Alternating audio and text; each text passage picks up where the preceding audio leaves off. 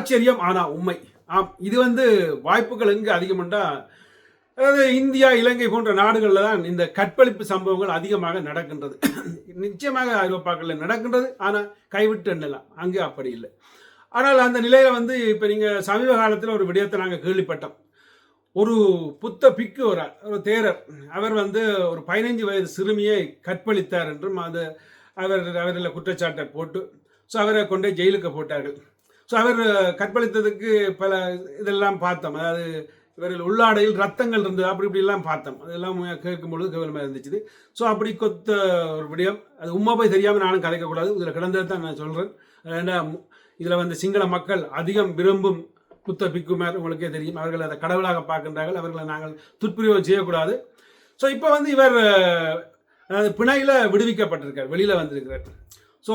இவர் சாட்சிகளை சந்திக்கக்கூடாது, 1 லட்சமோ 50 லட்சமோ ஏதோ கட்டிக்கிறார், பணம் கட்டிக்கிறார். அடுத்தது வெளிநாடு செல்லக்கூடாது, பிணையில் வெளியில் விடப்பட்டது கோட்சாலை.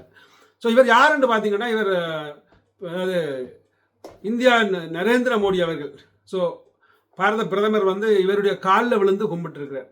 அதே மாதிரி எங்கள்ட அனுரகுமார திசாநாயகம் இவரோட காலில் விழுந்து கும்பிட்டுருக்கார். இவர் ஒரு பெரிய ஒரு மனிதன். ஆனால் அந்த உண்மையாக இது எனக்கு தெரியாது. இந்த பெரிய மனிதன் இந்த அளவுக்கு நடந்தது அடுத்த கட்டமே மனவருத்தம் தான், இல்லையா? அது பொய்யா இருந்தால் மகிழ்ச்சி, அது குற்றமாக இருந்தால் இனிமேல் இவர் இந்த காக்கி ஆடையை திருப்பியும் போட்டுக்கொண்டு தன் வாழ்க்கையை மறைச்சு கொண்டு திரியக்கூடாது மக்கள்கிட்ட வேண்டுகோள். மக்கள் எல்லாரும் அதை தான் விரும்புகிறார்கள். இது உங்களோட கருத்துக்களை நீங்கள் பதிவிடுங்க. நீங்கள் என்ன மாதிரி இதை பார்க்குறீங்கன்றதை, இது எப்படி நீங்கள் உங்கள்கிட்ட, அதாவது நீங்கள் ஐரோப்பாவில் இருக்கிறீங்களோ இல்லை எங்கே இருக்கிறீங்களோ, என்னை பொறுத்தவரையில் இந்த ஐரோப்பா நாடுகளில் இப்படியான விடயங்களை ஒரு அருவருப்பாகத்தான் பார்க்குறார்கள். பெண்களுக்கு அடித்தாலே உடனே உள்ள கொதிக்கி போட்டுருவார்கள், வெளியில் விட மாட்டார்கள். அதெல்லாம் கேஸ் முடிஞ்ச அப்புறம் வெளியில் விடுவார்கள். அடுத்தது அது சிறுமிகளை கெடுத்தா கதை முடிஞ்சுது இங்கே. அடுத்த கட்டம் பெரிய ஒரு பிரச்சனையாக போயிடும். ஆனால் அங்கே அப்படி இல்லை. இந்தியா இலங்கை போன்ற நாடுகள் காலகாலமாக பெரிய பெரிய பெரிய ஆட்கள் எல்லாம் அதை செய்து கொண்டு இலவாக தப்பக்கூடிய வழிகள் அங்கே உண்டென்ற சொல்லிக்கொண்டு விடைபெறுகிறேன். மறக்காமல் உங்களோட கருத்துக்களை பதிவிடுங்கள். நன்றி.